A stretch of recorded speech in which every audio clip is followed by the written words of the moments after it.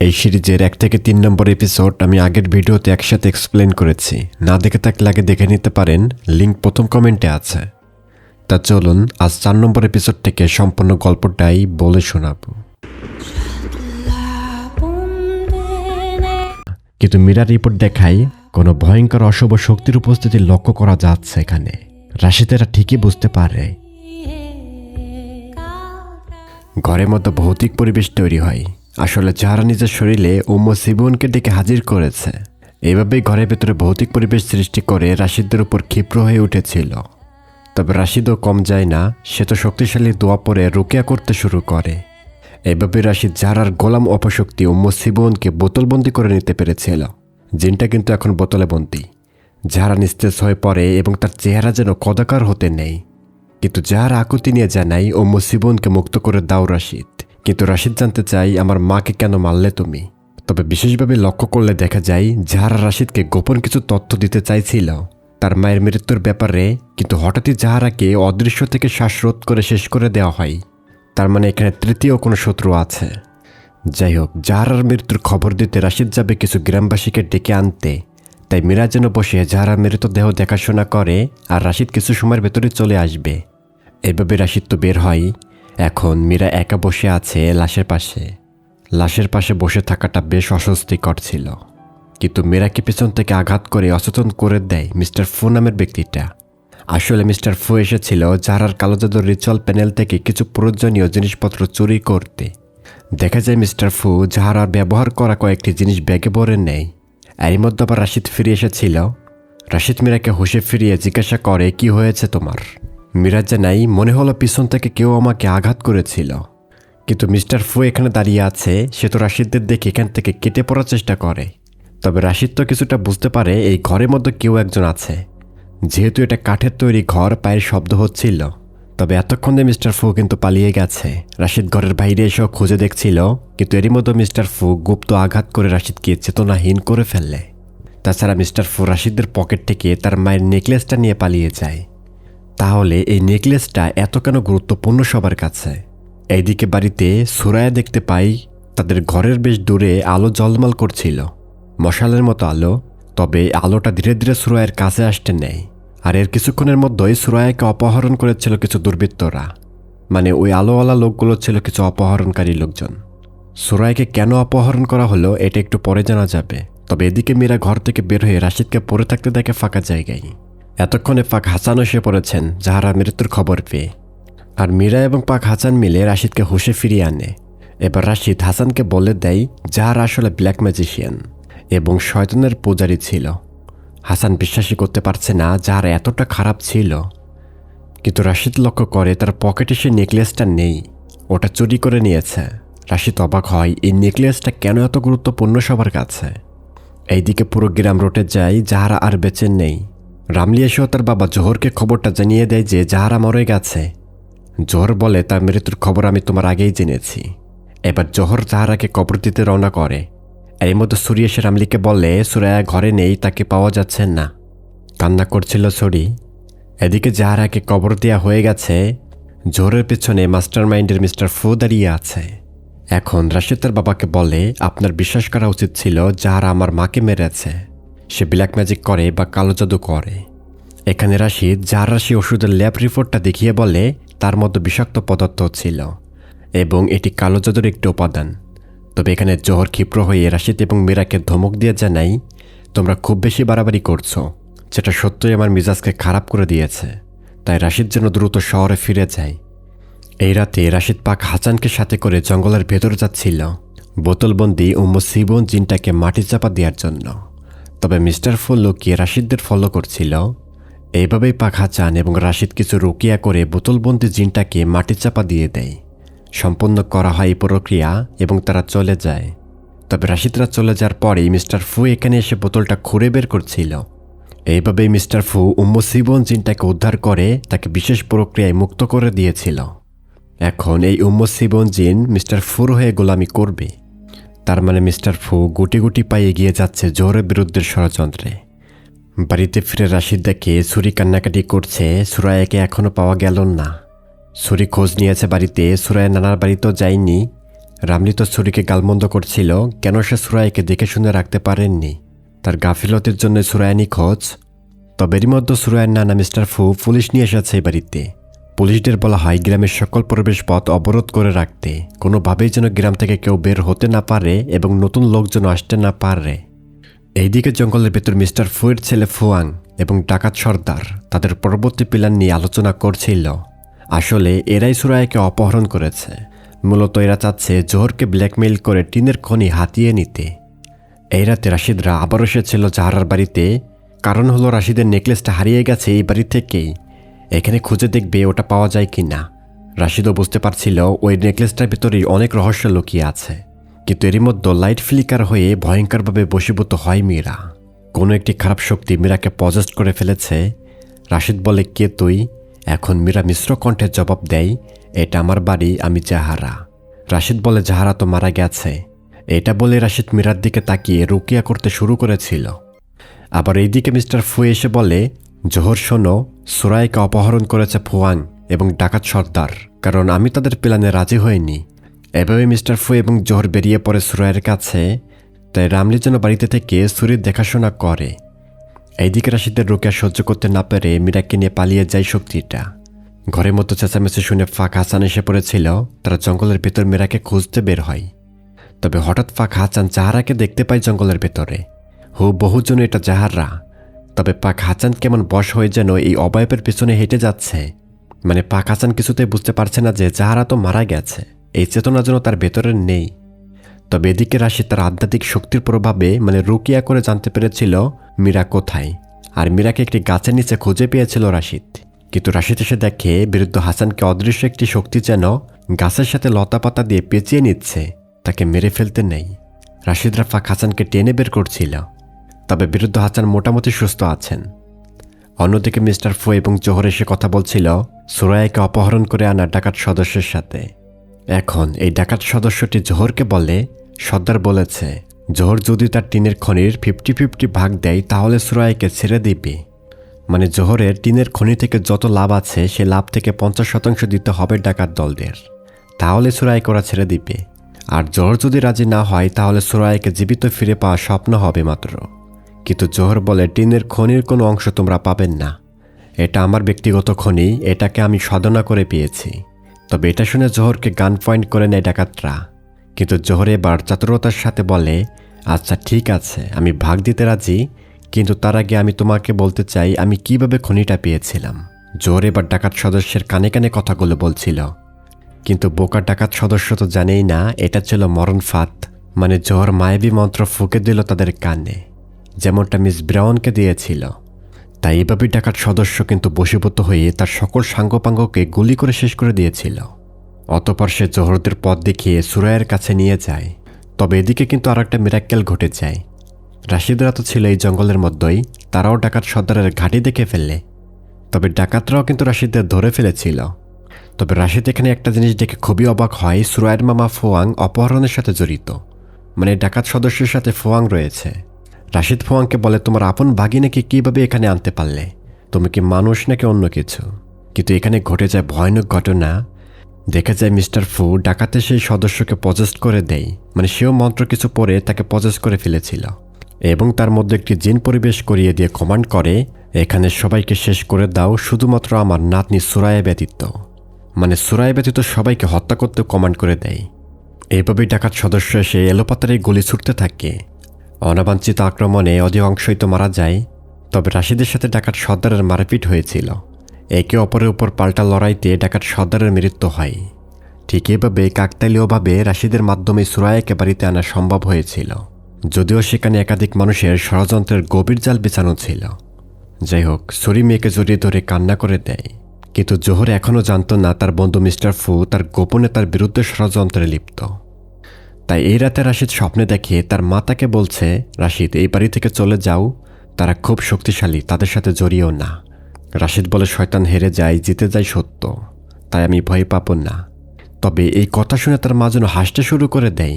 এই হাসির ভেতরে অহংকার লক্ষ্য করা যাচ্ছে। কিন্তু রাশিদ বুঝে ফেললে এটা তার মা নয়, এটা অন্য কোনো শক্তিশালী শয়তান বা জিন। তবে রাশিদ যখন এটা বুঝে ফেলে যে এটা তার মা নয়, এটা অভিশপ্ত কোনো শয়তান, তাই এজন্য এবার রাশিদের মা যেন মোটা মিশ্র পুরুষালী কণ্ঠে জঘন্যভাবে হাসতে শুরু করে দেয়।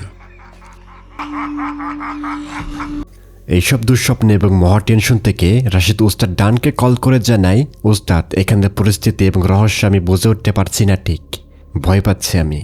এর জন্য উস্তাদ ডান বলে, আমি আসছি সেখানে, এবং আমি না আসা পর্যন্ত চুপচাপ থেকো, কিছুই করতে যেও না আমি ছাড়া। এবার দেখা যায় রাশিদের ছোটবেলা। তখন রাশিদ বোর্ডিং স্কুলে পড়াশোনা করত, তবে এটা ছিল জেলখানার রিহাব স্কুল। রাশিদ কেন এখানে এসেছে এবং কি অপরাধ করে এখানে এসেছিল সেটা একটু পরে জানতে পারবো। তবে এই স্কুলে রাশিদের প্রথম দিনে এই প্রথম ছাত্ররা রাশিদকে র্যাগিং করেছিল, তাকে মূত্র পান করতে বাধ্য করা হয়েছিল এবং রাশিদ এটা পানও করেছিল। এটা ছিল ভয়াবহ র্যাগিংয়ের শিকার। এভাবেই পরের দিন সকালে রাশিদের পরিচয় হয়েছিল তাদের ধর্মশিক্ষক ওস্তাদ ডানের সাথে। ওস্তাদ ডান বুঝতে পারে রাশিদের গায়ে খুবই ব্যথা, কুকরিয়ে আছে রাশিদ। তা রাশিদ এখানে বলে, আমি গত রাতে বিছানা থেকে পড়ে গিয়েছিলাম স্যার। মানে মিথ্যা বললেও নিজের র্যাগিংয়ের কথা স্বীকার করল না, লজ্জায় বা ভয়ে যে কোনো একটা কারণে। তবে এই রাতে স্কুলের একটি ছেলে অদ্ভুত রকমভাবে অসুস্থ হয়ে পড়েছিল। তার ভাবসাব দেখে মনে হচ্ছে তার উপর জিন ভর করেছে। সবাই তো অবাক হয়ে দেখছে এই ভীতিকর দৃশ্য। তবে এই দৃশ্য দেখে রাশিদ কিন্তু বসেননি। রাশিদ যে ওস্তাদ ডানকে ডেকে এনেছিল, ওস্তাদ ডান রাশিদকে বলে, কয়েকটা লেবু আর পানি নিয়ে এসো তাড়াতাড়ি। এইভাবে ওস্তাদ ডান এসে তো ঝাড়ফুঁক করতে শুরু করে। ওস্তাদ ডান বুঝতে পারে এটি একটি দুষ্টু জিন বা অভিশপ্ত শয়তান। এবং রাশিদ যখন লেবু পানি নিয়ে এসে পড়েছিল, ওস্তাদ ডান রাশিদকে লেবু পানি পজেস ছেলেটার মুখে ঢেলে দিতে বলে। রাশিদ তো কথা মতো তা করে। এইভাবে ছেলেটা আবার স্বাভাবিক হয়ে উঠেছিল, কিন্তু মানে রুকিয়ার প্রভাবে সে স্বাভাবিক হয়েছিল। আর পরের সকালে ওস্তাদ ডান রাশিদের সাহসিকতার জন্য প্রশংসা করেছিল। ওস্তাদ ডান বলে, তোমার খুবই সাহস আছে। রাশিদকে বেশ ভালোই লেগেছে ওস্তাদের। এজন্য ওস্তাদ ডান রাশিদকে রুকিয়া শিকার বইটা দিয়েছিল। এটা পড়লে রাশিদ আরও ভালো মতো জিন ভূত তাড়ানো শিখতে পারবে।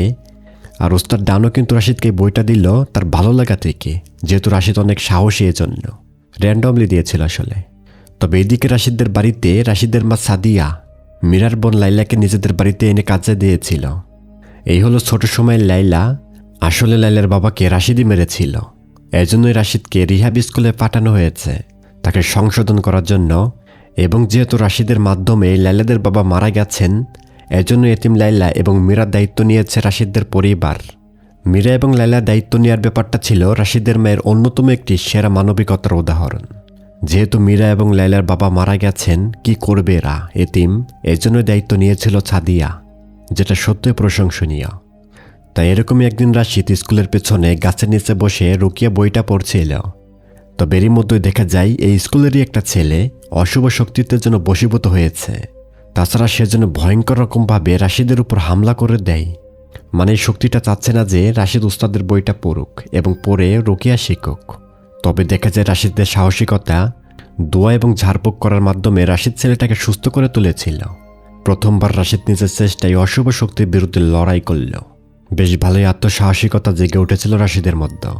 আর রাতের সময় রাশিদ উস্তাদ ডানকে সবকিছু বলে সে কিভাবে ওই খারাপ শক্তির বিরুদ্ধে যুদ্ধ করেছিল, কিভাবে সে ছেলেটাকে সুস্থ করেছিল রুকিয়া করে। আর এই জন্য কিন্তু পুরো স্কুলে রাশিদের সাহসিকতার সুনাম ছড়িয়ে পড়েছিল। যে ছেলেগুলো রাশিদকে র্যাগিং করেছিল তারাও রাশিদের প্রশংসা করতে বাধ্য হয়। তাই এজন্য উস্তাদ ডান ও রাশিদকে আরও উৎসাহ দেয় সেজন্য মন দিয়ে ইসলামিক পন্থায় কবিরাজি শেখে, মানে রুকিয়া ঝাড়ফুঁক। এই রাতে রাশিদ দেখতে পাই তার সামনে অগোছালো সেই ব্যক্তিটা। রাশিদ তাকে দেখে কিছুটা ভয় পায়। এদিকে বাড়িতে লাইলা রাশিদদের বাড়িতে কাজবাজ শুরু করে। সবাই তার কাজের প্রতি প্রশংসাও করছিল। বেশ ভালোই কাজের মেয়ে লাইলা। তবে লাইলা দেখে ঘরের এক চিপায় বসে ফাতির নামের সেই কাজের মেয়েটা কান্না করছিল। ফাতিরের কান্নার কারণ জানতে চাইলে ফাতির সেটা এড়িয়ে যায়, কিছুই বলেন না। আবার এইদিকে রাশিদ উস্তাদের দেওয়া বইটা ফেরত দিতে এসেছে, তার বইটা পড়া শেষ। কিন্তু রাশিদ বলে, এই বইয়ের ঝাড়ফুঁকের সাথে আমার মায়ের ঝাড়ফুঁকের পদ্ধতি তো ভিন্ন। ওস্তাদ ডান রাশিদকে বলে এই বইয়ের পদ্ধতি সম্পূর্ণ ধর্মীয় বিশ্বাসের উপর। আর এখানে রাশিদের কথাই ওস্তাদ ডান জানতে পারে রাশিদের মাও একজন কবিরাজ, মানে সে বিভিন্নভাবে ব্ল্যাক ম্যাজিক করে জিন ভূত তাড়াতে পারে, যে বিষয়ে আমরা আরও পরে জানব। যাই হোক, উস্তাদ ডান রাশিদকে বললে খেয়াল রাখবে তুমি, আর কোনো ছাত্র যদি এভাবে অশুভ শক্তিতে আক্রান্ত হয় তাহলে আমাকে ডাকবে, আর তুমি পারলে সেটা চিকিৎসা করার চেষ্টা করবে, কোনো বাধা নেই। তবে এদিকে বাড়িতে লাইলা দেখে রাশিদের বাবা জোহর কাজের মেয়ে ফাতিরকে ঘরে ডেকে নেয়। লাইলা লুকিয়ে লুকিয়ে দেখছিল। তো তবে লাইলা দরজার বাহির থেকে শুনতে পায় জোহর ফাতিরের সাথে অনৈতিক সুবিধা নিতে চাচ্ছে, মানে তাকে ধর্ষণ করতে চাচ্ছে। তার মানে জোহরের টেরাপের জন্যই ফাতির মানসিকভাবে অসুস্থ। তবে লাইলা এসব দেখে কান্নাকাটি করে সাদিয়ার কাছে সবকিছু জানায়। তবে সাদিয়াও জানতো তার হাজব্যান্ড এরকমই দুচ্চরিত্রবান, তাই লাইলাকে বলা হয় এসব দেখো না দেখার বান করবে। তবে লাইলা ভয় পাচ্ছিল তার সাথেও যদি হয় এটা, তখন কি হবে। তবে সাদিয়া বলে, চিন্তা করুন না, কখনোই তোমার সাথে এসব আমি ঘটতে দেব না। তুমি এবং তোমার বোন মীরা আমার মেয়ের মতোই। এদিকে উস্তাদ ডান কিছু জীবিত মাছ কিনতে যায়। এই কাঁচা মাছগুলো দিয়েই নাকি স্কুলের পাশে থাকা দুষ্টু জিনদের ধরা করবে। উস্তাদ ডান বিশেষ একটি প্রক্রিয়ার মাধ্যমে এই কাজটা করবে। আর এভাবে রাতের সময় উস্তাদ ডান মাছগুলো নিয়ে তো স্কুলের পেছনে যায় এবং সেখানে মাছগুলো রেখে দেয় একটি গাছের নিচে। মানে উস্তাদ ডান জানতো এই স্কুলের আশেপাশে অসংখ্য জিন রয়েছে যারা কিনা স্কুলের ছাত্রদের বিরক্ত করে, তাই সেগুলোকে ধরবে উস্তাদ ডান। কিন্তু এরই মধ্যে রাশিদ এসে পড়ে সেখানে, উস্তাদের পাশে এসে বসে। উস্তাদ জানায়, তোমাকে তো আসতে না করেছিলাম এখানে, কেন এলে এখানে? তবে এসেই যখন পড়েছ চুপচাপ বসে দেখো আমি কি করি, এটাও তুমি শিখতে পারো চাইলে। তবে আমরা দেখতে পাই এইদিকে রাশিদ তো শুয়ে আছে বিছানায়। তাহলে উস্তাদের পাশে এটা কে? আর এরই মধ্যেই এই রাশিদটা মাছের দিকে তাকিয়ে হাসতে শুরু করেছিল। এমনকি সে কাঁচা মাছের লোভ সামলাতে না পেরে সেগুলো খেতে ধরে। এবার উস্তাদ ডান বুঝতে পারে এটা অশুভ শক্তি জিন, আর এতক্ষণে সে রাশিদের রূপ ধারণ করেছিল এখানে, আর উস্তাদ ডান এটা বুঝতে পারেনি। যাই হোক, জিনটাকে বন্দি করতেই যাবে উস্তাদ, এর মধ্যে আসল রাশিদ এসে ডাক দেয় ওখানে। তবে উস্তাদ যখনই ওটাকে বন্দি করতে যায়, ভয়ঙ্কর শক্তিটা উস্তাদকে যেন নাজেহাল অবস্থায় ফেলে দেয়। উস্তাদের উপর জাদুর প্রয়োগ করছিল এবং তাকে যেন শারীরিকভাবে আঘাত করার চেষ্টা করছে। তবে রাশিদ কিছুটা সহযোগিতা করেছিল এখানে, আর এইভাবে উস্তাদ ডান সফলভাবেই অশুভ শক্তিটাকে একেবারে আটক করে ফেলেছিল, বোতলবন্দি করে নেই। কিন্তু এর কয়েক মাস পরে উস্তাদ ডান এই স্কুল ছেড়ে চলে যায়। রাশিদ উস্তাদের সাথে যেতে চায়, মানে আরও কিছু শিখতে চায়। তবে উস্তাদ ডান বলে, তোমাকে দেওয়া আমার বইটা পড়িও, ওটাতেই সব শিক্ষা দেওয়া আছে, তুমি ওটা পড়লে রুকিয়া শিখতে পারবে। আর এভাবে উস্তাদ ডান এই স্কুল থেকে ট্রান্সফার হয়ে চলে যায়। তবে উস্তাদের চলে যাওয়ার 12 বছর পর রাশিদ তার সাথে দেখা করেছিল। মানে উস্তাদের দেওয়া বইতে পরিপূর্ণ ঠিকানা লেখা ছিল, আর সেই ঠিকানা মতোই রাশিদ তার সাথে দেখা করতে পারল। এবার সিন ফেরে বর্তমানে দেখা যায় উস্তাদ এসেছে রাশিদদের গ্রামে। রাশিদ মীরাকে পরিচয় করিয়ে দেয় সে তার বন্ধু। রাশিদ বলে, জাহারা নামের মহিলাটা ব্ল্যাক ম্যাজিকে সিদ্ধ ছিল এবং তার কাছে উম্মু সিবন ছিল এবং আরও একটি জিন ছিল, জিন সাপ, যেটাকে আমরা ধরতে পারিনি। সে ভয়ঙ্কর অপকর্ম করেছে এই গ্রামে। তাছাড়া আমার মায়ের গলার হাড়টাও কেমন সন্দেহজনক, এবং মা মৃত্যুর আগে ওই হাড়টা লাইলাকে দিয়ে ধ্বংস করতে বলেছিল। সম্ভবত লাইলা হাড়ের বিষয়ে অনেক কিছু জানতো, আর লাইলা আমাকে সবকিছু বলতেও চেয়েছিল। তবে এক রাতের ব্যবধানে লাইলার মৃত্যু হয়। জাহারার ব্ল্যাক ম্যাজিকে সিদ্ধ হওয়া, রাশিদের মায়ের মৃত্যু এবং তার গলার হার, লাইলার মৃত্যু, এইসব থেকে উস্তাদ ডান বুঝতে পারে এই নেকলেসের রহস্যের গভীরতা সীমাহীন। এই নেকলেসের রহস্য জানতে পারলে এই গ্রামে কি ঘটে যাচ্ছে, কিসের এত প্রভাব, তাহলে সবকিছু জানা যাবে কি আছে এর পেছনে। এইদিকে দেখা যায় মিস্টার ফু শয়তানের পূজা করছিল। মূলত জাহারা থেকে চুরি করে আনা নানান উপকরণ দিয়ে ব্ল্যাক ম্যাজিকে সিদ্ধ হস্ত হওয়ার চেষ্টায় আছে মিস্টার ফু। এদিক থেকে রাশিদ উস্তাদ ডানকে নিয়ে বাড়িতে যাচ্ছিল। যাওয়ার পথে রাশিদ উস্তাদ ডানকে সবকিছু জানায় কি কি ঘটেছে গত কয়েকদিন এই গ্রামে। রাশিদের ধারণা এই গ্রামে উম্মু সিবন জিন বাদেও অন্য আরও অশুভ শক্তির রাজত্ব রয়েছে। বলে রাখা ভালো, রাশিদ কিন্তু এখনও জানে না যে তার বাবার কাছেই রয়েছে ইফরিত, জিনদের রাজাধিরাজ। এইভাবেই তারা কিছু সময়ের মধ্যে এসে পৌঁছায় বাড়িতে। রামলি উস্তাদের সাথে পরিচিত হয়। তবে রাশিদের বাবা জোহর খুবই বাজে ব্যবহার করে উস্তাদের সাথে। প্রথম থেকে সে উস্তাদকে একটুও সহ্য করতে পারছেন না। এবার উস্তাদ ডান বলে, জনাব জোহর কি অসুস্থ নাকি? অসুস্থ হলে তাৎক্ষণিক চিকিৎসা করা প্রয়োজন। মানে উস্তাদকে যেমন হেই অপমান করল জোহর, উস্তাদও কথার মার পেঁচে জোহরকে অপমান করে দিল। বেশ দারুণ ব্যাপারটা। কিন্তু রাত যত গভীর হয় এই রহস্যময় গ্রামের তাণ্ডব ততই যেন বৃদ্ধি পায়। দেখে যাই উস্তাদ ডান তো ঘুমিয়ে আছে, কিন্তু সে স্বপ্নে দেখে ঘরের বাইরে দিয়ে একটি মহিলা অবয়ব যেন হেঁটে যাচ্ছে কোথাও। উস্তাদ ডান স্বপ্নের ভেতরে দোয়া পড়ছিল। তবে হঠাৎই ভয়ঙ্কর চেহারার নারী অবয়বটা একেবারে মুখের সামনে এসে পড়েছিল। বেশ ভীতিকর অবস্থা। আবার একই সময় দেখা যায় মিস্টার ফু উম্মু সিবনকে চালান করছে। রিচুয়ালের নানান অঙ্গি ভঙ্গি করছিল এতে করে বোঝা যায় প্রথম রাতে ওস্তাদকে ভয় দেখানোর চেষ্টা করছিল মিস্টার ফু। আবার একই রাতে রামলি স্বপ্নে দেখে তার পছন্দের লাইলাকে। কথা বলছিল তারা, তবে রামলির স্ত্রী তো পাশেই শোয়া। সুরি শুনতে পাই রামলি ঘুমিয়ে লাইলা লাইলা বলে ডাকছিল। সুরি তো খুবই রেগে যায়, লাইলা মরে গেছে তাও রামলি তাকেই ভালোবাসে, একদমই ভুলতে পারছে না রামলি। এর জন্য সুরি খুবই রাগ করেছিল এখানে। পরের সকালে ওস্তাদ ডান রাশিদ এসেছিল পাক হাসানের বাড়িতে। তারা এই গ্রামের রহস্য উদ্ঘাটনের জন্য মহাপরিকল্পনা শুরু করবে। কিন্তু এইখানে ঘটে আরও চমকপ্রদ নতুন সমস্যা। জোহর মিস্টার ফুকে ডেকে বলে, তুমি শুধু আমার বিয়াই নও, তুমি কিন্তু আমার সবচেয়ে কাছের বন্ধু, আবার আমার ব্যবসায়িক কার্যক্রমের ম্যানেজার। তাহলে ফুয়ের কিভাবে সাহস হলো আমার পিছনে ছুরি মারার? ফু তো জানাই আমি তো কিছু করিনি, মানুষের কথায় আমাকে ভুল বোঝো না জোহর।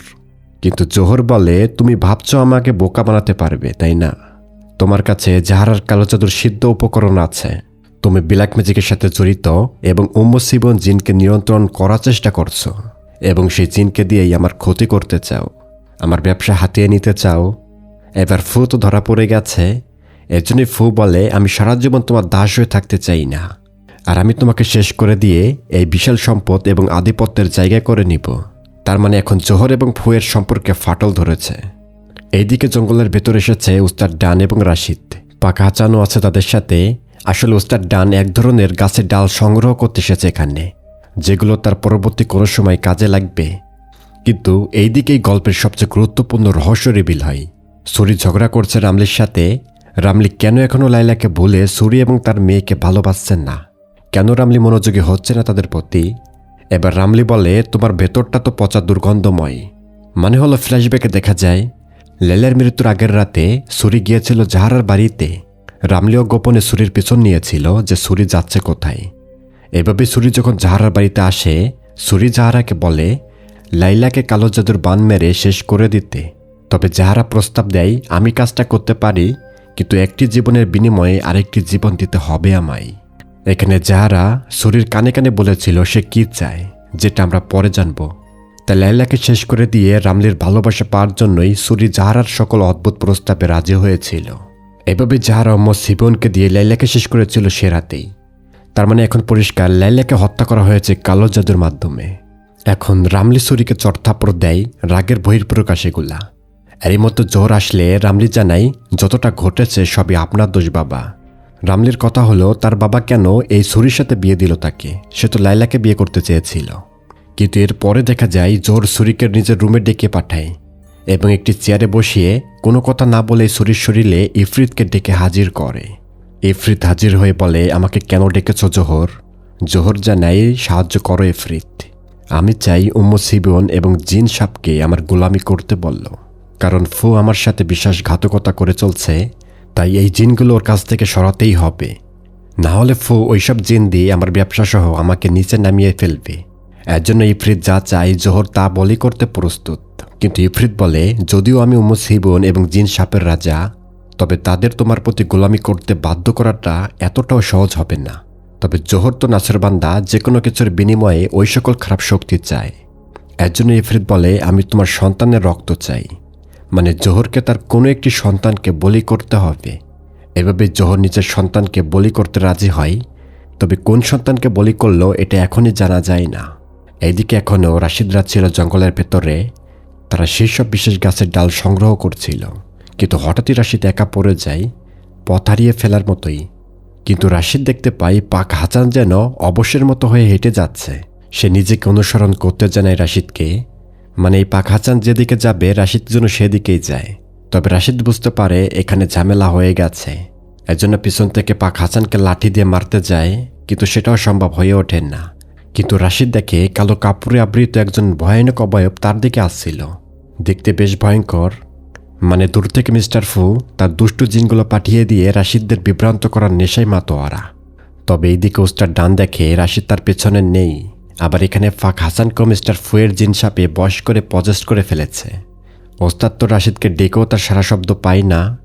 আবার পাক হাসান সাপের মতো ফসফাস করছিল। ভীতিকর পরিস্থিতি। এখন ওস্তাদ আজান দিতে শুরু করে।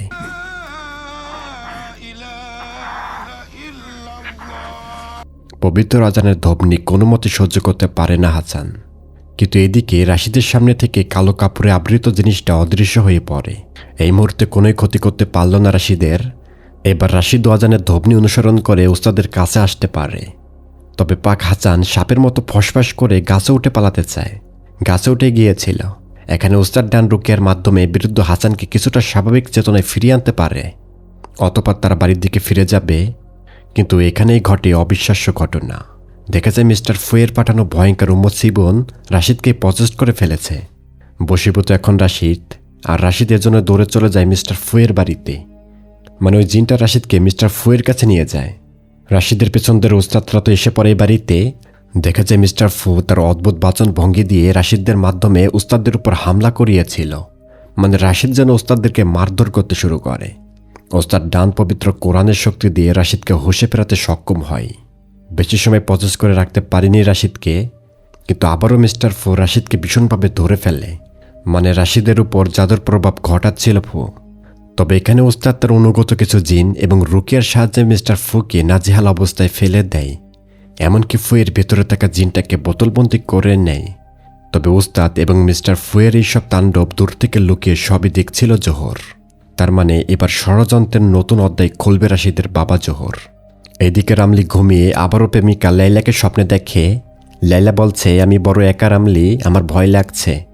মনে রাখবেন, রামলির এই সকল স্বপ্নের পেছনে ইফরিতের ভয়ঙ্কর ফাঁদ পাতা রয়েছে, যেটা পরে জানা যাবে। কিন্তু এদিকে উস্তাদরা চলে গেলে জোহর মিস্টার ফুকে বেঁধে ফেলে চেয়ারের সাথে। তাছাড়া মিস্টার ফু কিন্তু ক্লান্ত ছিল। মনে আছে জোহর কিন্তু ইফরিতকে বলেছিল ফুয়ের জিনগুলোকে ধ্বংস করতে এবং ফুকে শেষ করতে। আসলে মিস্টার ফু যে এক রাতের মধ্যে জিনটিন সাধনা করে রাশিদদের উপর হামলা করিয়েছিল, আসলে এই সবই ছিল ইফরিতের ফাঁদ। মানে সংক্ষেপে বললে ইফরিতের প্রভাবে ফু উস্তাদ এবং হাসান এদের উপর প্রভাবিত করার চেষ্টা করছিল জিনের মাধ্যমে। জিন ব্ল্যাক ম্যাজিক এইসব সাধনা করার জন্য মাতোহারা হয়ে উঠেছিল। মূলত এসব ইফরিত ঘটাছিল তার ভেতরে, তার চেতনাকে কন্ট্রোল করছিল। অতঃপর উস্তাদরা ফুয়ের কাছে এসে পড়ে এবং ফুয়ের জিনগুলো এক এক করে বোতলবন্দি করে নিল। সবই ছিল জোহরের বলি এবং ইফরিতের ফাঁদ। জোহরের ইচ্ছা মতো কোনো না কোনোভাবে সে জিনগুলোকে দূরে সরিয়ে দিল ইফরিত। তাই এখানে জোহর মিস্টার ফুকে শেষ করে দেয়। মারা যায় ফু। পরের সকালে ফুয়ের মেয়ে কান্নাকাটি করছিল তার মৃত্যুতে। ওস্তাদ বলে, আমরা ভেবেছিলাম ইফরিতের মালিক ছিল ফু। আসলে আমরা ভুল ভেবেছিলাম, সে ইফরিতকে চালনা করেন না। এইসবের পেছনে অন্য একজন মূল ষড়যন্ত্রকারী আছে, তাকে আমাদের খুঁজে বের করতে হবে। কিন্তু হঠাৎই সুরি এখানে বলে ফেলে, ওস্তাদ ডান শুনুন, রামলি ইফরিত বা কালো জাদুকরকে চেনে। মানে সুরি বোঝাতে চাচ্ছে ইফরিতের সাধনা করে জোহর। রামলি সেই জাদুকরের সাথে মিলে নানান শয়তানিতে লিপ্ত আছে। এবার রাশিদ বলে, বলো রামলি, ইফরিত জিনের পূজারী কে এই বাড়িতে? রামলি জানাই, এই পাগল মহিলার কথা শুনুন না, সে উল্টোপাল্টা কথা বলতেই পছন্দ করে। তাই এসব শুনে তো রামলি সুরিকে মারধর করে, কেন সেসব কথা বলল। এরপরও রাশিদ রামলিকে চাপ দেয়, ইফরিতের মালিক কে বল, কে সে যে কিনা এই শয়তানি শক্তির উপাসনা করে। রামলি তো জানেই তাদের বাবা জোহর এইসবের মূল হোতা। রামলি তবুও কিছু স্বীকার করেন না। তবে রাশিদ উস্তাদ ডান ঠিকই বুঝতে পারে রামলি এই ভয়াবহ খেলার বিষয়ে অনেক তথ্যই জানে। এখন রাশিদ ফ্ল্যাশব্যাকে মনে করতে পারে গতকাল সন্ধ্যার সময় উস্তাদ ডান এবং রাশিদ যাচ্ছিল পাক হাসানের বাড়ির দিকে। এরই মধ্যে উস্তাদ ডান দেখে মীরা অদ্ভুতভাবে হেঁটে যাচ্ছে। দেখেই বোঝা যায় সে বশীভূত, কোনো একটি শক্তির নিয়ন্ত্রণে আছে মীরা। রাশিদরা কাছে গেলে বুঝতে পারে মীরার শরীরে ভয়ঙ্কর ইফরিত। রাশিদ তো রুকিয়া করতে শুরু করবেই, কিন্তু ইফরিত জানাই, আমি জিনদের বাদশা, শত শত বছর ধরে বেঁচে আছি, তোমাদের রুকিয়ায় আমি অচল হব না রাশিদ। জিন বর্তমানে ফেরে এবং এই মুহূর্তে জোহর নিজে এসে স্বীকার করে ইফরিতকে পূজা করি আমি। তাই সময় থাকতে আমার পথে বাধা হয়ে দাঁড়িয়েও না। রাশিদ তার বাবাকে ধিক্কার জানায়, সে কতটা পাপের মধ্যে ডুবে আছে। রাশিদ এখন এটাও বুঝতে পারে তার মা ছিল জোহরের বলির উৎসর্গ মাত্র, সেই তাকে মেরেছে। রাশিদ জানাই, সেই ইফরিতকে ডাকার সেই নেকলেসটা আমাকে দাও, আমি ওটা ধ্বংস করে দিব বাবা। তবে জোহর জানাই, ইফরিতের জন্যই তো আজ আমরা ধনী, তোমরা সবাই বিলাসবহুল জীবন গড়েছ। তাছাড়া জোহর বলছে ইফরিতের জন্য যুদ্ধের সময় জাপানি সৈন্যরা আমাকে মারতে পারেননি। তার মানে জোহর ইফরিতের সন্তান পেয়েছিল 1945 সময়ের মধ্যকালীন সময়ে। এবার জোহরের ভাষ্যমতে জানা যাবে জোহর কিভাবে এই ভয়ঙ্কর ইফরিত জিনকে আয়ত্ত করেছিল। চলুন ঘুরে আসা যাক 40 বছর আগে থেকে। সময়টা তখন জাপান মালয়েশিয়া যুদ্ধ, তথাকথিত এটা দ্বিতীয় বিশ্বযুদ্ধের একটি চ্যাপ্টার। যুদ্ধের রণক্ষেত্র তখন টানটান উত্তেজনা, জাপানি সেনাদের মহড়া চারিদিকে। এই হলো সেই সময়কার মিস্টার ফু এবং জোহর। তবে হঠাৎ যুদ্ধের সময় তাদের বন্ধু আহমদ গুলিবদ্ধ হয়েছিল। জোহর তাকে ফাঁসির একটা প্রাচীন গুহায় নিয়ে যাবে, ততক্ষণে ফু যেন জাপানি সেনাদের পাহারা দেয়, তারা যেন এদিকে না আসতে পারে। এভাবে জোহর আহমদকে গুহার মধ্যে এনে গোপন একটি চেম্বারে লুকিয়ে পড়েছিল। কিন্তু এরই মধ্যে দুজন জাপানি সৈন্য গুহার মধ্যে প্রবেশ করে, কারণ তারা গুহার বাইরে আহম্মদের রক্ত ঝরা দেখেছিল। কিন্তু দুঃখজনক ব্যাপার হয়, আহম্মদ তো মারা যায়। জোহরের সামনেই মারা গেল আহম্মদ। তবে অদ্ভুত হলো, আহম্মদ আবারও জেগে ওঠে তখনই। এটা বেশ অদ্ভুত এবং বোঝার একটা বিষয় আছে এখানে। দেখা যায় গম্ভীর কণ্ঠে আহম্মদ জানায়, জোহর, তোমার বন্ধু তো মারা গেছে, আমি শুধু তার দেহে প্রবেশ করেছি। জোহর তো ভয় কুঁকড়ে যায় এই ভয়ঙ্কর ঘটনায়, এটা আবার কি? তবে জোহর ভীতু কণ্ঠে জানতে চায়, কে আপনি, ভূত নাকি রাক্ষস? এবার আহম্মদের ভিতর থেকে উত্তর আসে, আমি ইফরিত, জিনদের রাজা। ইফরিত বলে, তুমি আমাকে মুক্ত করেছ। গত 500 বছর যাবৎ আমি এই গুহায় বন্দী ছিলাম, মানে এই গুহাতে আহম্মদের রক্ত ঝরার জন্যই ইফরিত মুক্ত হতে পারল কোন একটি অভিশাপ থেকে। তাই ইফরিত এখন থেকে জোহরের সকল হুকুম শুনে কাজ করবে, মানে তার হুকুমের গোলাম হবে। কিন্তু ইফরিত এখানে সত্য দেয়, এখান থেকে বের হওয়ার পর সারা জীবন সে জোহরের সাথে থাকবে। সে অনেক দুর্বল হয়ে গেছে, এতদিনে তার অনেক বলির প্রয়োজন। ইফরিত বলে, যে ইফরিত সেই জোহর, যে জোহর সেই ইফরিত। আত্মা বদল করা হলো। আর তখনই জোহর ইফরিতের লোভনীয় অফারে রাজি হয়েছিল। এবারে ইফরিত বাইরে থাকা জাপানি 2 সৈন্যকে শেষ করে দেয়। দেখা যায় ইফরিত এমন একটি জাদু এখানে প্রয়োগ করে, মানে মায়াবী শক্তি, এই সৈন্য দুটো নিজেরা নিজেদের গুলিবদ্ধ করে শেষ করেছিল। ইফরিতের ভয়ঙ্কর প্ররোচনা এটা। এবার ইফরিতের কথা মতো জোহর পাথরের নিচে একটি কাপড়ে মোড়ানো নেকলেস খুঁজে পায়। এর ভিতর আরও কিছু জিনিস আছে, যেমন একটি ছুরির মতো। মূলত এই নেকলেসটার মধ্যেই বন্দী ছিল ইফরিত। ইফরিত বলে, এই নেকলেস সাথে রাখবে, এটা দিয়েই আমাকে ডাকবে। কিন্তু এছাড়াও ইফরিত বলে, এই গুহাটা সাধারণ গুহা নয় জোহর, এখানে 500 বছর আগে কালো জাদুর রিচুয়াল করত জিনেরা, এবং এটা হলো টিনের খনি। জোহর এই টিনের খনিজ সম্পদ বিক্রি করে ধনী হতে পারবে। এভাবেই আসলে জোহর ইফরিত এবং টিনের খনির মালিক হয়েছিল। তাই এরপর মিস্টার ফু আসলে জোহর তাকে সবকিছু জানায়। ইফরিত জিন তার গোলামি করবে এবং এটা টিনের খনি, আর আহম্মদ তো মারা গেছে। আর পরের সিনে দেখা যায় মোটামুটি 10 থেকে 12 বছরের মধ্যেই জোহর ধনাঢ্য ব্যক্তি হয়ে উঠেছিলেন এই অঞ্চলের, এবং জোহরের পার্সোনাল অ্যাসিস্ট্যান্ট হিসেবে নিযুক্ত হয়েছিলেন মিস্টার ফু। জোহরের খনিতে অসংখ্য শ্রমিক কাজে নিয়োজিত। এই যে লোকটাকে দেখছেন, নাম তার খালিদ। এই হচ্ছে মীরা এবং লাইলার বাবা খালিদ। খালিদ খুবই সৎ এবং নিষ্ঠাবান মানুষ ছিলেন। সে জোহরের খনির সুপারভাইজার হিসেবে নিয়োজিত, মানে এখানে তদারকির কাজ করে। কিন্তু একদা খনির ভেতর পাথর দোষে কয়েকজন শ্রমিক মারা যায় এবং অসংখ্য শ্রমিক আহত হয়েছিল। এর জন্য খালিদ জোহরকে জানায়, দ্রুতই খনির অভ্যন্তরে মেরামত প্রয়োজন, নইলে যখন তখন খনির ভেতরে ধস নামতে পারে। কিন্তু জোহর কোনোভাবে চাচ্ছে না খনির কাজ বন্ধ রাখা হোক। খনির মেরামত কাজ চালিয়ে সময় নষ্ট করতে একদমই চাচ্ছে না জোহর। এজন্য খালিদ মিস্টার ফু এর কাছে সাহায্য চাইলে জোহর এবং ফু এই দুজনই খালিদের দরখাস্ত বাতিল করে দিয়েছিল, মানে তারা একদিনও খনির কাজ বন্ধ রাখতে পারবেই না। কিন্তু খালিদ তো জানতো, যদি এখনই খনির ভেতর মেরামত কাজ না করা হয়, এই নিরীহ শ্রমিকগুলো মারা যেতে পারে। খালিদ সব শ্রমিকদের বোঝাতে চেষ্টা করেছিল, যদি জোহর খনির মেরামত কাজ না করে তাহলে আর কেউ যেন আর কাজে না আসে ততদিনে। কিন্তু বোকা শ্রমিকদের প্রোটেস্ট ঘুষ দিয়ে বন্ধ করে দিয়েছিল মিস্টার ফু। মানে তারা কাজ করতে আসবে, খনি মেরামত করা হোক বা না হোক, তাদের জীবনের কোনো মায়া নেই। এজন্যই খালিদ এই ভয়ঙ্কর দুর্নীতির বিরুদ্ধে রুখে দাঁড়াতে চায় একাই। সে মিস্টার ফুকে জানায়, খালিদ প্রশাসনের সাহায্য নিয়ে খনির কার্যক্রম এবং জোহরদের দুর্নীতিবাজি বন্ধ করে দিবে। এবার ফু বুঝতে পারে বেশ সিরিয়াস পর্যায়ে চলে গেছে খালিদের সততার বাড়াবাড়ি। এজন্যই ফু জোহরকে জানায় খালিদের বিদ্রোহের কথা। খালিদ খুব বেড়ে গেছে। এখন জোহর শেষবারের মতো নিজ খালিদের সাথে কথা বলে বিষয়টা মিউচুয়াল করতে চায়, কিন্তু খালিদ তার সততা বিক্রি করেন না। সেই শ্রমিকদের জীবন নিয়ে খেলতে দিবেন না। এবার জোহর তার চরম সিদ্ধান্ত নিতে বাধ্য হবে।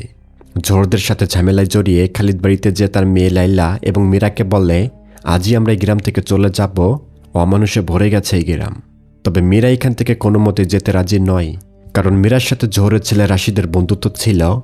এজন্য মীরা এই রাতে চলে যায় জোহরের বাড়ি রাশিদের সাথে দেখা করতে। দেখা যায় রাশিদ গোপনে তাদের গাড়ির চাবি নিয়ে বের হয়, মানে রাশিদেরও আজ প্ল্যান ছিল মীরাকে সাথে করে গাড়িতে ঘুরবে। তা মীরা তো কান্না করে জানায়, আমাদের বাবা আমাদেরকে নিয়ে চলে যাবে আজই। এবার মীরা রাশিদকে বলে, চলো আমরা পালিয়ে যাই কোথাও। তা রাশিদ ও মীরাকে গাড়িতে করে কোথাও যাচ্ছিল, মানে এটা ঘোরার উদ্দেশ্যে ছিল। কিন্তু এইদিকে দেখুন, জোহর তার গোলাম ইফরিতকে ডেকে হাজির করেছিল। ব্ল্যাক ম্যাজিকের রিচুয়াল হচ্ছে এখানে। ইফরিত হাজির হলে জোহর কমান্ড করে, খালিদ আমার ব্যবসার ঝামেলা করবে।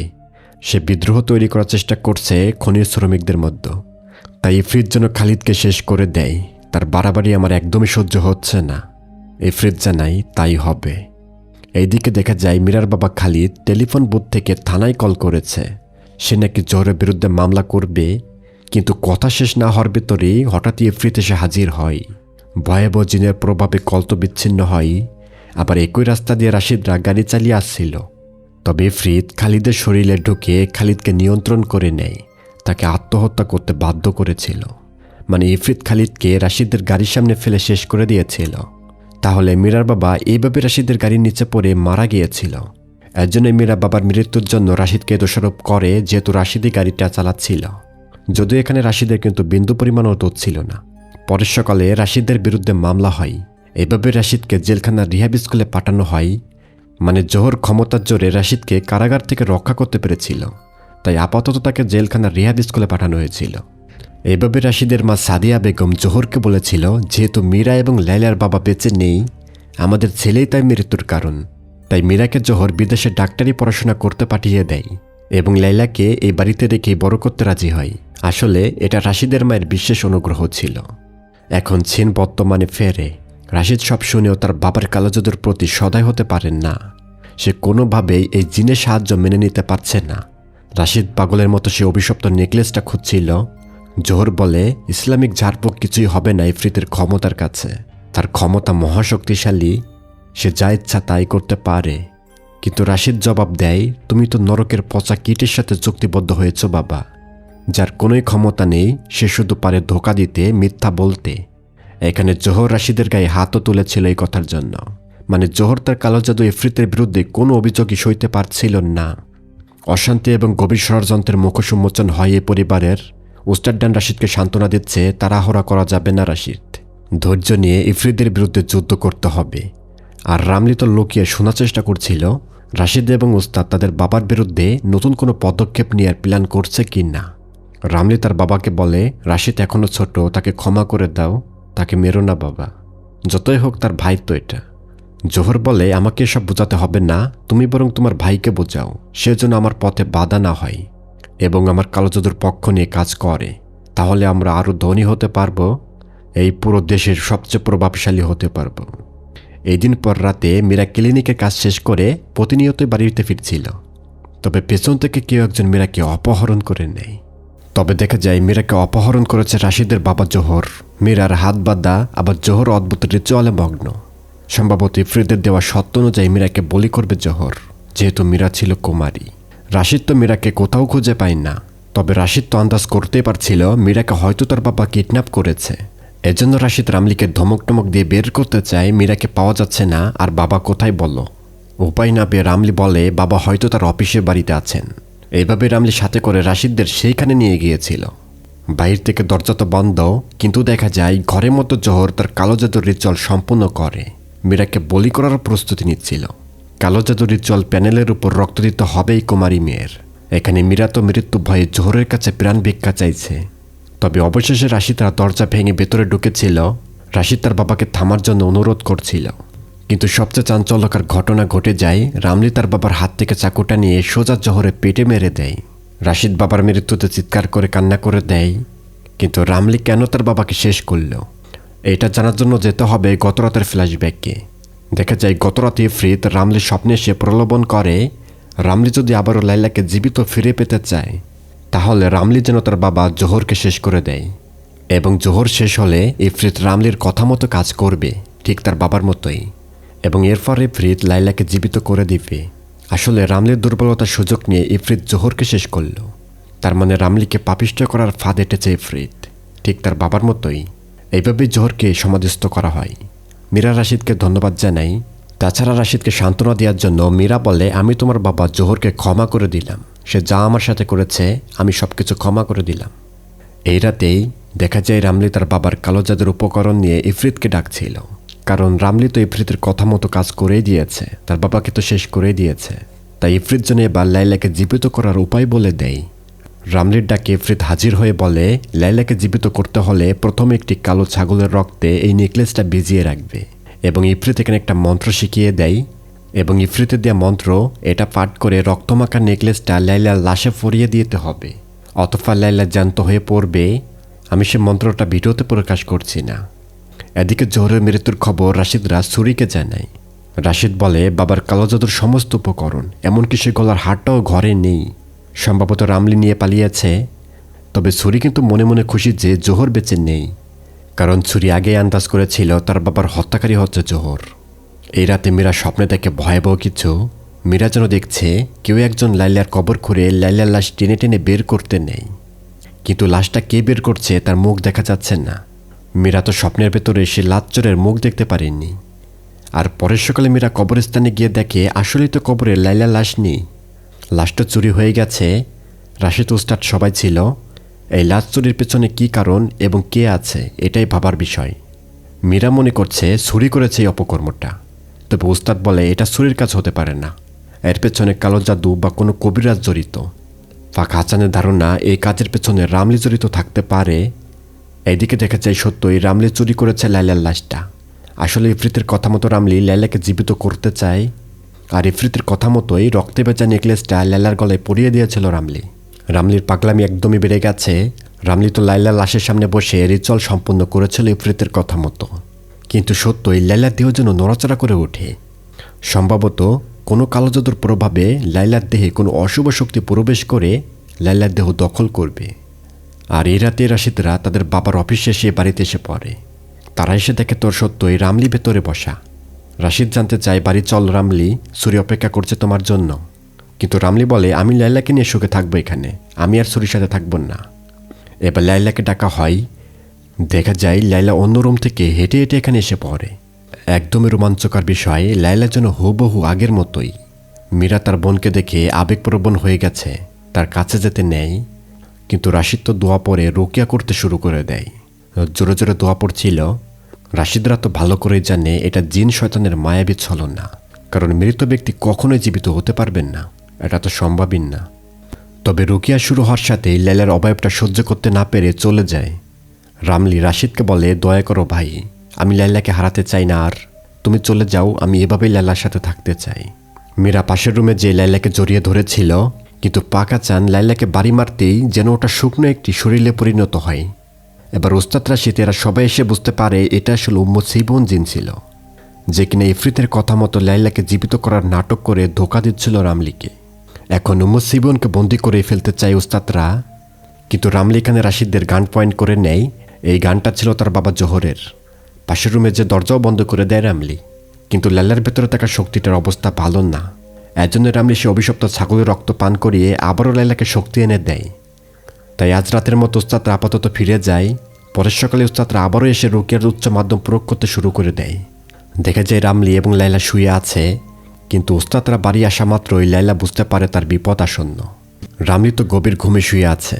ঠিক এই সুযোগটাই কাজে লাগিয়ে উস্তাদ লাইলার দেহ থেকে অশুভ শক্তিটাকে বন্দি করে নেয়। রাশিদ তার গলা থেকে অভিশপ্ত নেকলেসটা হাতিয়েও নিয়েছিল। এই খারাপ শক্তি আর প্রবেশ করতে পারবে না লাইলার মরা দেহে। এদিকে মীরা ঘরের মধ্য থেকে জোহরের কালো জাদুর উপকরণ মানে ইফরিতকে কন্ট্রোল করার সকল উপকরণ সরিয়ে নিচ্ছিল, ওই নেকলেস, ওই ছুরিগুলো, যাতে রামলি এগুলো কোনোভাবেই দ্বিতীয়বার না পায়। ঘরের মধ্যে ভয়ঙ্কর চিৎকার চেঁচামেচি হচ্ছিল। এইসব শুনে রামলি ঘুম থেকে উঠে এসে দেখে ওস্তাদ এবং রাশিদ তাদের কাজ করেই ফেলেছে, মানে লাইলার শরীর থেকে মায়াবী ছলনাময়ীকে আটক করা হয়েছে। রামলি কান্নায় ভেঙে পড়ে। লাইলা আবারও শুকনো বা পচা গলা একটি লাশে পরিণত হয়। তবে এভাবেই আবারও লাইলার পচা দেহটিকে মাটি চাপা দেওয়া হয়েছিল। পরের সিনে দেখা যায় রামলির স্ত্রী ছুরি তার মেয়েকে নিয়ে বাপের বাড়িতে চলে যায়, কিন্তু রামলির তাতে কোনোই কিছু আসে যায় না। পাশের রুমে উস্তাদ ইফরিতে সেই নেকলেসটা এবং একটি চাকুর মতো জিনিসও আছে এর মধ্যে। আসলে এগুলোর মাধ্যমে রিচুয়াল করে ইফরিতকে ডাকা হতো। ওস্তাদ এগুলো রাশিদের হাতে তুলে দেয়। রাশিদ জন্য এগুলো খুব গোপনে কোথাও লুকিয়ে রাখে। এখানে রাশিদ বলে এগুলো ধ্বংস করতে পারবো না কেন ওস্তাদ? ওস্তাদ ডান রাশিদকে জানায় এগুলো ধ্বংস করা সম্ভব নয় এত সহজে। যদি সম্ভবই হতো তাহলে জোহর এগুলো কোনোভাবে গুহার ভিতরে খুঁজে পেত না। প্রথম সেই কবিরাজি 500 বছর আগেই ধ্বংস করে ফেলতো এগুলো। পরের দিনে রামলি একটি ফাঁকা জায়গায় এসে ইফরিতকে ডেকে ধিক্কার জানাই, তুমি আমাকে সাহায্য করনি। ইফরিত থাকতে কিভাবে রাশিদরা লাইলাকে আবারও কবর দিতে পারল? কিন্তু ইফরিত জানাই রামলির এখন 1 নম্বর শত্রু রাশিদ, মানে রামলির জন্য রাশিদকে শেষ করে দেয়। ইফরিত বলে যদি তারা আমাকে আবারও বন্দি করে ফেলে তাহলে রামলি আর লাইলা কোনো দিনও এক হতে পারবেন না। এভাবে এখন রামলি রাশিদকে মেরে আবারও ইফরিতের সাহায্যে লাইলাকে ফিরে পাওয়ার জন্য সবকিছু করতে রাজি হয়েছিল। এই দিন পর সন্ধ্যায় ওস্তাদ ডান রোকিয়া করে সেই অভিশপ্ত নেকলেসটা এবং ছুরি বা কালো জাদুর সকল উপকরণ এসব বিশেষ প্রক্রিয়ায় ধ্বংস করার চেষ্টা করছিল। কিন্তু দেখা যায় রামলি এসে ওস্তাদকে পেছন থেকে ঘায়েল করে ফেলে এবং এই অভিশপ্ত নেকলেসগুলো নিয়ে এখান থেকে চলে যায়। রাশিদ যদিও দেখে ফেলে রামলিকে, কিন্তু রামলিকে ঠেকানো সম্ভব হয় না। রামলি গাড়িতে করে পালিয়ে যায়। এই রাত গভীর হয়। রামলি আবারও লাইলার লাশ কবর থেকে তুলে আনতে সক্ষম হয়েছিল। একটি গোদামের মতো জায়গায় লাইলাকে এনে তার গলায় অভিশপ্ত ইফরিতের হাড়টা পরিয়ে দেয়। রামলি ব্ল্যাক ম্যাজিক রিচুয়াল আরম্ভ করে দেয়। কিন্তু ইফরিত যখন হাজির হয়, এই মুহূর্তে লাইলাকে বাঁচাতে চাইলে রামলিকে তার সবচেয়ে ভালোবাসার মানুষকে বলি করতে হবে ইফরিতের নামে, এবং সেই বলির রক্তে নেকলেসটা ভিজিয়ে লাইলাকে পরালে ইফরিত মায়াবীভাবে লাইলাকে জীবন্ত করবে। খুবই চাঞ্চল্যকর একটা সত্য, এখন রামলি চরম পরীক্ষার মধ্যে পড়ে গেছে। একদিকে তার প্রিয়জনের মৃত্যু, অন্যদিকে লাইলার বেঁচে ফেরা। পরের সকালে উস্তাদ ডান পাক হাসানকে নিয়ে জঙ্গলের মতো নদীতে মাছ ধরতে যায়। মানে হলো ইফরিতের এই শয়তানি খেলা বন্ধ করতে উস্তাদরা সর্বোচ্চ উপায় তালাশ করছিল। এখানে রাশিদ মিরা ও কাফুরের জাফরানের কালি দিয়ে কিছু রুকিয়া আয়াত লিখছিল, বেশ শক্তিশালী কিছু কথা। অন্যদিকে রামলি দূর থেকে তার স্ত্রী মেয়েকে ফলো করছিল। আসলে বেঁচে থাকা মানুষের মধ্যে রামলির সবচেয়ে পছন্দের মানুষ হলো তার স্ত্রী সন্তান। তার মানে রামলি তাদেরকে বলি করার চিন্তা করছিল। এইদিকে উস্তাদরা কয়েকটা মাছও শিকার করেছে যেগুলো তাদের প্রয়োজন। কিন্তু এই জলাশয়ে পার হওয়ার সময় কোনো একটি খারাপ শক্তি বৃদ্ধ হাসানকে পানির নিচে চুবিয়ে ধরেছিল, পা ধরে টান দিয়েছিল। ওস্তাদ ডান তো হাসানকে সাথে সাথে টেনে উপরে তুলে নেয়, নয়তো বা হাসান কিন্তু মারা যেতে পারত। এখানে পাক হাসান খুবই বিচলিত হয়ে পড়েছিল। এইভাবে ওস্তাদরা বাড়িতে ফিরলে রাশিদ জানতে চায় ভিজেছেন কিভাবে। ওস্তাদ জানায় আমাদের উপর আক্রমণ হয়েছিল, তাই আমাদের আরো সাবধান থাকতে হবে এবং গোপনে সকল কাজ সম্পূর্ণ করা উচিত। কিন্তু এদিকে রামলি সুযোগ বুঝে ঘরের মধ্যে যে ছুরি এবং তার মেয়েকে অপহরণ করে নেয়। রামলি এই বাড়িতেই কালো জাদু রিচুয়াল শুরু করে দেয়। এটা কিন্তু মিস্টার ফুয়ের বাড়ি। দেখা যায় সুরাইকে বলি করতে রেডি হচ্ছে রামলি। যদিও রামলি খুবই কষ্ট পাচ্ছে এই নির্মম কাজ করতে নিজের মেয়ের সাথে, তবে শয়তানের প্ররোচনায় রামলি তো দিশেহারা হয়ে গেছে। এখন রাত হয়ে গেছে। ওস্তাদরা খবর নিয়ে জানতে পেরেছে রামলি এই বাড়িতে আছে। তবে ওস্তাদরা এসে দেখে এই বাড়ির আশেপাশে নানান স্থানে জিনের উপস্থিতি। বেশ ভীতিকর একটা খেলা হবে এখন। এইভাবে ওস্তাদের কথা মতো রাশিদ এই দুষ্ট জিনগুলোকে আটক করতে রুকিয়া শুরু করে দেয়। বিশেষ একটি পদ্ধতি এটা। বাড়ির আঙিনার দুই প্রান্তে দুইজন শক্তিশালী রুকিয়া শুরু করে দেয়। সিবন এবং জিন সাপটাকে আবারও বোতলবন্দি করতে সক্ষম হয়েছিল তারা। তবে রাশিদদের তেমন একটা বেগ পেতে হয়নি এই সাধারণ জিনগুলোকে ধরতে। ওস্তাদ জানাই এখন শুধু এদের বাচ্চা ইফরিতকে ধরতে পারলে এই কাজ খতম, এই অভিশপ্ত গ্রামটা মুক্ত হবে। এইদিকে ঘরের মধ্যে রামলি বাইরে এসে রাশিদদের রুকিয়া দেখে ফেলে। রামলি প্রচণ্ড ভয় পেয়ে যায়। একই সময় পাক হাসান ঘরে ঢুকে ছুরিদের হাত পায়ের বাঁধন খুলে দেয় এবং ছুরি একটি চাকু হাতে নিয়ে লুকিয়ে পড়েছিল রামলিকে ঘায়েল করতে। কিন্তু এদিকের বাইরের জিনগুলো হঠাৎই আটক হয়ে যাওয়াতে রামলির শরীরে ইফরিত এসে হাজির হয়েছিল।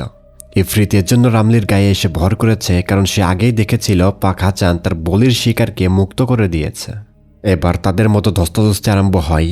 তবে ছুরি ঘর থেকে বের হয়ে রাশিদদের কাছে এসে পড়েছিল। ভেতর থেকে রামলি পাক হাসানকে বাইরে ছুঁড়ে মারে। বৃদ্ধ হাসানকে ভালোই মারপিট করা হয়। রাশিদ বলে তোকে এবার ধরবই। তবে ইফরিতের ছলনা আসলেই ভয়ঙ্কর। ইফরিত বলে তোর পছন্দের মানুষ মীরাকে পারলে বাঁচিয়ে দেখা। তার মানে ওইদিকে মীরা চরম বিপদে। রাশিদ তো মীরার বাড়ির দিকে চলে যায় এটা শুনেই। কিন্তু এদিকে দেখা যায় মীরা আসলে ভয়ঙ্কর পরিস্থিতির মধ্যে রয়েছে। দেখা যায় গ্রামের কিছু মানুষকে জিনে পজেস্ট করে মীরার উপর খেপিয়ে দিয়েছিল।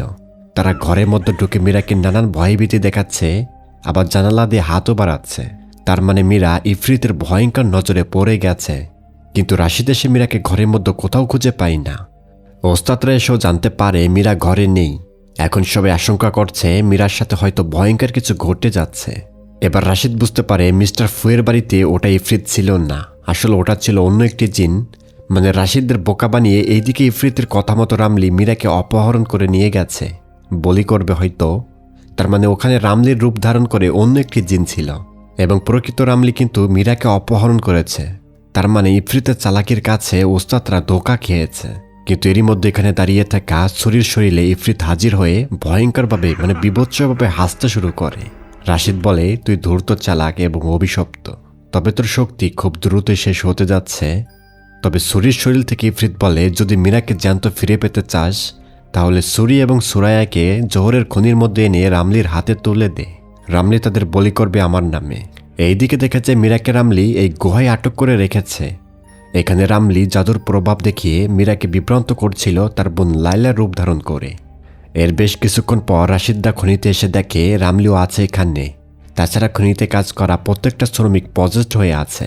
তাদের সকলের মধ্যে যেন জিন বসবাস করছিল বা তাদেরকে নিয়ন্ত্রণ করছিল কোনো একটি শক্তি। রামলি জানতে চাই ছুরি এবং সুরায়া কোথায়। তাদেরকে আমার হাতে না দিলে মীরা কিন্তু বাঁচবেন না। তবে রাশিদ বলে, কতটা পাপের মতো ডুবে গেছো রামলি। যাই হোক, রাশিদ বলে, মীরাকে ছেড়ে দিয়ে তুমি আমাকে শেষ করে দাও। তবে রামলির জন্য এই কথাটারই অপেক্ষা করছিল।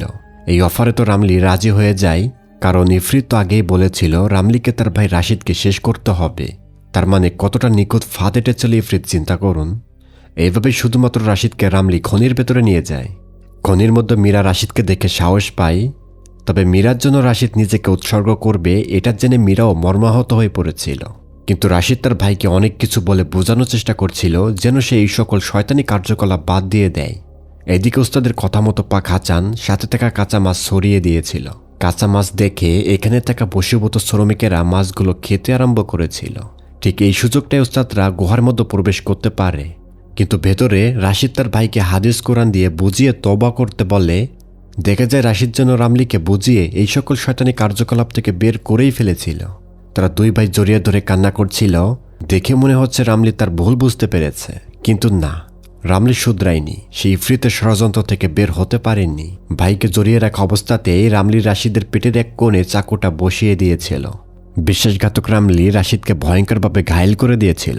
এবার রামলি মীরাকেও বলি করতে যায়। মীরা তো পালানোর চেষ্টা করছিল, কিন্তু সম্ভব হয় না। তবে এখানে কিন্তু রামলিও বাঁচতে পারেনি। আসলে গুহার মধ্যে থাকা নিরাপত্তা বাহিনীর বন্দুক দিয়ে পাক হাসান রামলিকে গুলিবদ্ধ করে শেষ করে দিয়েছিল। তবে রাশিদ এখনও জীবিত, মৃত্যুর যন্ত্রণায় কাতরাচ্ছিল। রাশিদ ফিসফিস করে ভাইয়ের মাথায় হাত রেখে কালেমা পাঠ করে। অতঃপর রাশিদ তার চেতনা হারিয়ে ফেলেছিল, কিন্তু রামলি কিন্তু সত্যই মারা যায়। ওস্তাদ ডান হাসান, মীরা সহ সবাই কান্নারত হয়ে রাশিদকে ডাকছিল। এর কিছু সময় পর রাশিদ সত্যই হুঁশে ফিরে এসেছিল। আর সবাই তো স্বস্তির নিঃশ্বাস ফেলে, কারণ রাশিদ তো এখন জীবিত। এই খুশিতে গুহার মধ্যে পিনপতন নিরাপত্তা। আর এর কয়েকদিনের মধ্যে রাশিদ মোটামুটি সুস্থ হয়ে উঠেছিল। তবে তার মন ভালো না। সে সবকিছু হারিয়েছে, মা, বাবা, ভাই, তার পরিবার।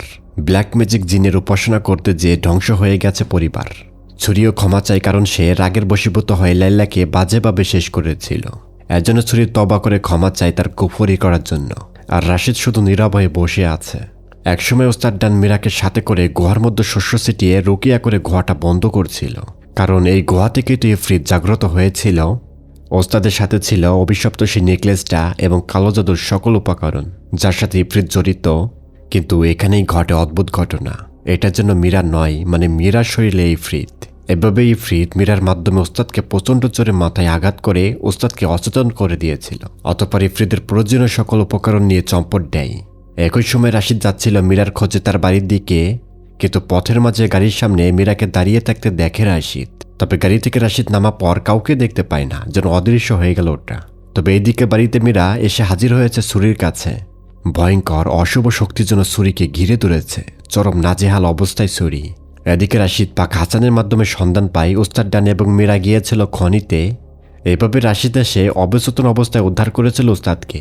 ওস্তাদ তো ব্যথায় কথা বলার অবস্থায় নেই, তাও জানায় মীরার শরীরে ইফরিত। রাশিদ তাকে থামাও।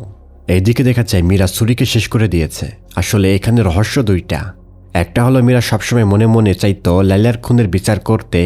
ছুরি তো লাইলাকে মেরেছিল, মীরাও চাইতো ছুরিকে শেষ করে দিতে। ঠিক মীরার এই দুর্বলতার সুযোগ নিয়েই ইফরিত মীরাকে কবজা করে নেয়। অতঃপর মীরার মাধ্যমে ছুরিকে ইফরিত বলি হিসেবে নিয়ে নেয়। এতে তার শক্তি বৃদ্ধি পায়। আবার মীরাও প্রতিশোধ নিতে পারল। আবার ইফরিতের শক্তি কিন্তু বৃদ্ধি হলো।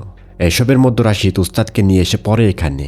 রাশিদ মীরার সাথে হাতাহাতি করে ছুরিটা হাতিয়ে নিয়েছিল, কিন্তু এরই মধ্যে ইফরিত তার সমস্ত শক্তি দিয়ে হাজির হয় মীরার শরীরে। শূন্যে বেশে রাশিদকে জানাই রাশিদ কাউকে বাঁচাতে পারবে না। এবং মীরাও তো প্রতিশোধ নিতে চায় তার বোনের হত্যার। তাই আমিও তাকে দিয়ে মানুষ হত্যা করিয়ে পাপে লিপ্ত করেছি। শুরু হয় রাশিদ এবং ইফরিতের ভয়ঙ্কর মোকাবেলা। রাশিদ রুকিয়া করছিল ইফরিতকে দমন করতে। রাশিদের নাক মুখ দিয়ে রক্ত বের হয়ে যাচ্ছে, কারণ সে এই শক্তিশালী ইফরিতের জাদুর প্রভাব সহ্য করতে পারছিল না।